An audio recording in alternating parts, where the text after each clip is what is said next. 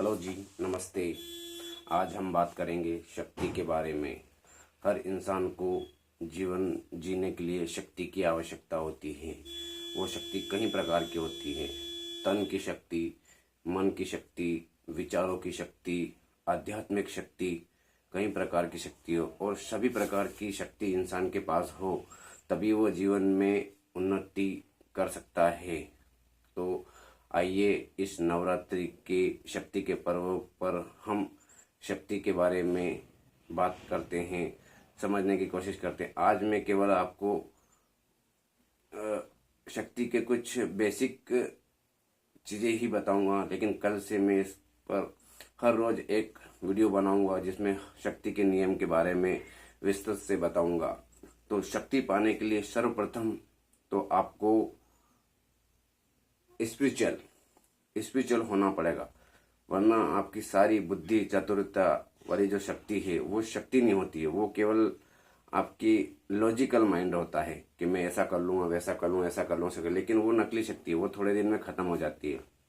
लेकिन अगर आपको ओरिजिनली शक्ति पाना है तो आपको प्रभु की शरण में जाना पड़ेगा, आपको स्पिरिचुअल बनना पड़ेगा, मन की शक्ति को आपको अर्जित करना पड़ेगा और वो शक्ति आपको सिर्फ और सिर्फ प्रभु के नाम से ही मिल सकती है।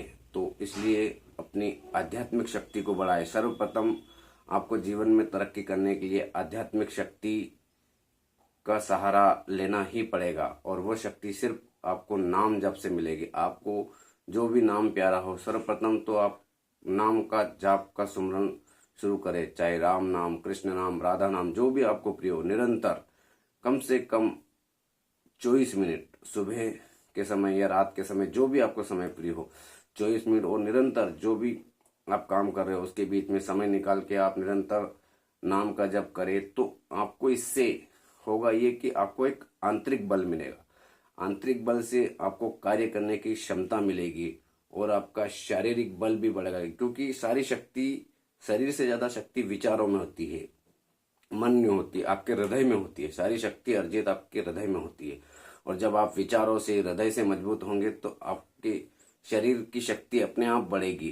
तो दोस्तों, शक्ति के इस नियम में सर्वप्रथम मैं आपको आज यही सलाह दूंगा और ये मेरा पर्सनल अनुभव भी है, क्योंकि दोस्तों मैं अभी 45वें वर्ष में चल रहा हूँ, लेकिन जिंदगी के 42 वर्ष मैंने बिना शक्ति के गवा दिए और वो जो भी मेरी डेस्टिनी थी, मेरा प्रारब्ध था कि मुझे इन किसी भी चीज का ज्ञान नहीं था। 42 वर्ष तक मैं अपने बाहुबल पे, अपनी शक्ति पे के बल पर कार्य करता रहा कि मेरे में इतनी शक्ति है, लेकिन एक उम्र के बाद आपकी शारीरिक शक्ति घटने लगती है और फिर आप निर्बल महसूस करते हैं और वहीं से खेल शुरू होता है स्पिरिचुअल शक्ति का, नाम की शक्ति का।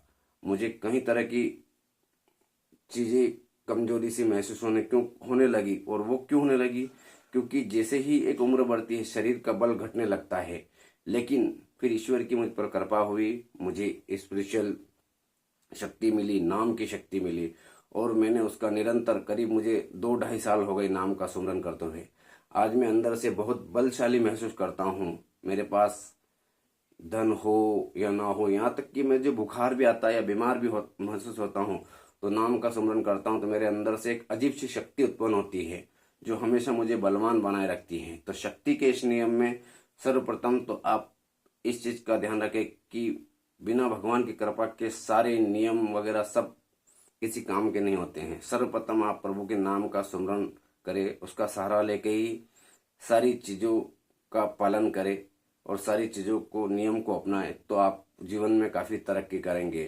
तो इन सब के लिए मैं आपको कल से हर रोज एक नियम बताऊंगा, या पॉसिबल रहा था 2 या 3 भी बता दूंगा अगर वीडियो लंबा ना हो तो आइए हमसे जुड़िए शक्ति के नियम में, शक्ति के इस पर्व पर। ये वीडियो आपको कैसा लगा प्लीज कमेंट करके बताइएगा, लाइक कीजिएगा, शेयर कीजिएगा। ग्रेटिट्यूड, धन्यवाद।